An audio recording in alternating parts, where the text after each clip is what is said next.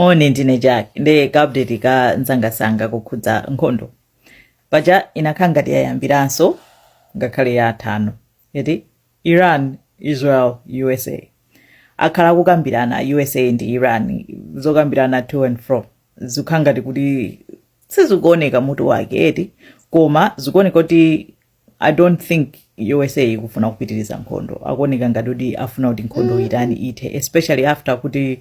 kutsekedwa kwa Strait of Hormuz kwabweretsa mavuto kwambiri lese ku India kuli zipokopoko mpaka anthu ayamba mademo chifukwa chonena kuti fetereza akuvuta kupeza fetereza amadutsa pa Strait of Hormuz pomwe pacha nde kwabweretsa zipokopoko anthu ayamba mademo akuwukira USA kuti ndiyomwe yapangisa suceso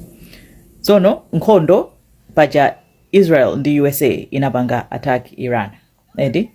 Iran inapanga respond in response yawo ine I know kuti anthu zamamvetsetsa apa ndimanena kuti USA ndi Israel yamalimbana ndi kupha anthu nkumati afuna kugwetsa boma iti pamene Iran imamenya economic war imamenya ma targets ofunikira kwambiri a USA ku Middle East ngati ma military base ndodula kwambiri anaphwasula ambiri komanso ma radar systems a USA komanso at the same time Iran inaphulisidwa kwa basi eti ndi USA ndi Israel ndone kuti amapwetekana ayowese kuti mbali zonse zinapwetekana right koma ma casualties ambiri anali ku Iran anthu amene anavulala kwambiri anali aku Iran koma kutsekedwa kwa Strait of Hormuz ndiomwe kunabweretsa deadlock yonena kuti dziko lapansi likufuna patsegulidwe fa pamadutsa 20% ya mafuta komanso mafetereza zinthu zambiri yeti nde chifukwa chonena kuti akukambirana ano panopo kuti afuna kuti zinthu zithe koma vuto ndilonena kuti part of ceasefire kunena kuti ngati tiuchita ceasefire kuti tikukambirana kuti zinthu zithe Iran inanena kuti nde kuti nkhondonso muchiteso cease ku Lebanon chifukwa chonena kuti Israel akhala ikupanga bomb Lebanon right nde ku Lebanon akuti ife choti afuna kupulisa kwa Hezbollah imagwirizana ndi Iran komano chifukwa choti Hezbollah analowerera anapezeka kuti Israel namba kupulisa ku Lebanon amba kupulisa Lebanon mokhala ngati mopyoza muyezo anthu ambiri ali displaced ku Lebanon mpaka na kuthawa ma millions athawa makwawo akupulisidwa komanso malo akulandidwa nde Iran ikwena kuti musiye kupulisa Lebanon that's part of ceasefire pamene Israel sikusiya USA ikunena kuti Israel isiye kupulisa Lebanon koma Israel sikusiya nde inapulisa kwambiri ku Beirut kumene kuli ku capital city ya Lebanon atapanga choncho pamene Iran anena kuti no this is too much now sapeza kuti atani atumiza zima missile zawo kutiko ku Israel Aisraeliso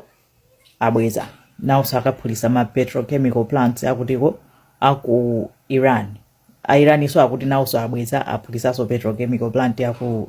Israel nde basi mkhanga chipwirikiti nokuti kugenda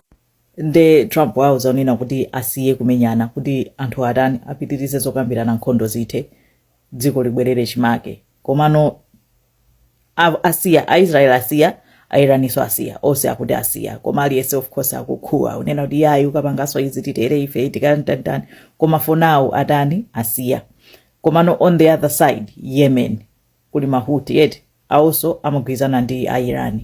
ndinanena kale kunena kuti Strait of Hormuz si strait yokhayo yomwe ili yofunikira eti Strait of Hormuz pamadusa 20% ya zinthu pamene kumbali ina ya ku Red Sea kuli strait ina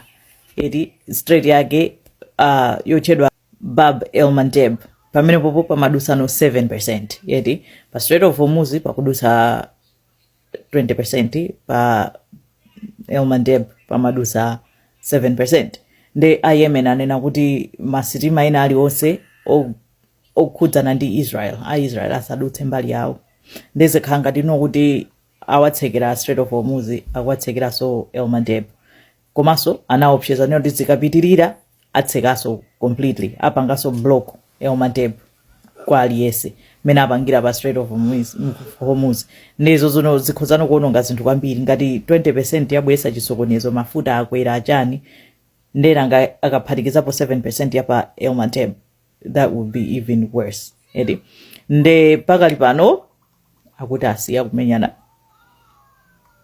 timva kunena kuti zitha bwanji izi zakanangopeza njira yongokambirana nkusayinirana whatever they have to sign nkhondo zithe anthu azitani azipitirira miyoyo yawo. Koma so far that's the update zomwe zachitika agendananso pakati apa